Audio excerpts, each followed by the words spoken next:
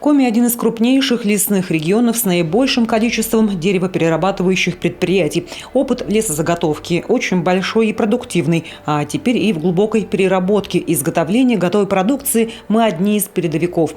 О наших возможностях надо рассказывать инвесторам. Именно с такой целью глава республики поручил правительству региона организовать такую площадку. О бизнес-форуме заговорили в декабре прошлого года. Организатор, а это торгово-промышленная палата Коми, заранее объявил о регистрации и тематических площадках. Форум вызвал настолько большой интерес в бизнес-кругах, что количество участников оказалось вдвое больше, чем предполагалось ранее. Мы немножко так ошиблись и ожидали 60-80 участников, а на самом деле их уже порядка 140. Поэтому мы рады этой ошибке и считаем, что это хорошо.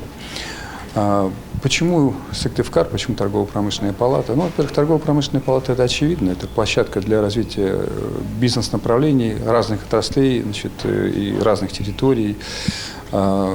Почему Сыктывкар? Да потому что Республика Коми на сегодняшний день является одной из самых передовых с точки зрения продвижения вот этой биотопливной тематики. 2022 год для всех лесных регионов стал большим испытанием на прочность. 90% продукции шло на экспорт. С введенными санкциями необходимо было в кратчайшие сроки пересматривать рынки сбыта и производственные возможности. Республика утвердила антикризисный план, и это позволило удержать на плаву все деревоперерабатывающие предприятия, а значит сохранить все рабочие места и своевременные налоговые отчисления в бюджет. 2021 год ковидный и 22-й начало СВО практически перевернул отношение производителя к производству пеллет, брикет. Ну а нас, меня и правительство республики простимулировал для того, чтобы наши лесозаготовители, лесопроизводители не обанкротились, не остановили свою работу, особенно те, кто работал именно на производстве унифицированно пеллеты и брикет, потому что практически 90% биотоплива, особенно пеллеты, уходили на экспорт. Тот экспорт, который в одночасье просто закрылся, и нам нужно было очень быстро перестроить работу предприятий. Повторяю, при этом в итоге мы не потеряли ни одного рабочего места и не закрыли ни одно предприятие. Производители пеллет и брикетов тоже столкнулись с проблемой сбыта. Если до санкций наша продукция уходила в Европу, то после ограничений больше половины продукции оказалась невостребованной. Если в цифрах, то из 3 миллионов в целом по стране 2 миллиона оказались нереализованными. Но производственные темпы необходимо было удержать. Решение на уровне страны было найдено. Президент предложил перевести котельные с мазута и угля на пеллеты и брикеты и окружающую среду защитить таким образом от загрязнения и поддержать производителей. Но действующие котельные необходимо было модернизировать под новое оборудование. Республика, одна из первых, получила из федерального центра 1 800 000 000 на эти цели. В этом году запланировано обновить 25 котельных.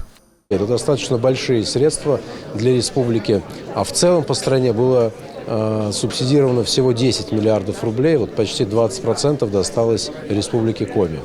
В прошлом году мы эти средства довели до компании, которая будет заниматься производством работы. Это Коми коммунальные технологии, Коми тепловая компания. Они заключили контракты на генподрядные работы, и в этом году был оплачен аванс в размере около 50%. А на сегодняшний день от одной котельной мы отказались в поселке Талый в связи с тем, что поселок уменьшает объем потребления и котельная там не нужна. Сейчас у нас идет пересогласование, замена одного объекта. Республика ввела и дополнительные меры поддержки производителям биотоплива. Предприятие может получить субсидию на возмещение затрат на модернизацию и расширение производства. 50% вложенных средств возместит республика. Давайте вспомним прошлый год, также февраль месяц, 23 февраля было большое совещание по развитию лесопромышленного комплекса в Архангельске. Одно из поручений, важных поручений президента, это выделение более 15 миллиардов рублей как раз на перевод, в первую очередь, муниципальных котельных на биотопливо и финансовая поддержка производителей котлов, именно отечественных производителей пеллетных котлов и, конечно, регулирование тарифной политики. Вот я думаю, что это основные такие меры, где муниципалитеты и регионы нашли поддержку от федерального центра. Республика Коми имеет определенный богатейший опыт, и с этим опытом Владимир Викторович выступал на большом совещании по развитию лесопромышленного комплекса, который проходил в феврале прошлого года, где президент дал большой перечень поручений для того, чтобы поддержать производителей, которые занимаются развитием именно этого направления. И Владимир Викторович тогда рассказывал о том, что у нас в республике уже работает более 20 предприятий по производству биотоплива, что республика поддерживает эти предприятия и что в планах очень много задач, которые стоят перед республикой. Региональные меры поддержки сегодня рассматриваются и для производителей деревянных домокомплектов. Субсидии планируются на транспортировку и доставку комплектов домов и зданий деревянных конструкций. Это снизит финансовую нагрузку на предприятия и даст стимул для строительства социальных объектов.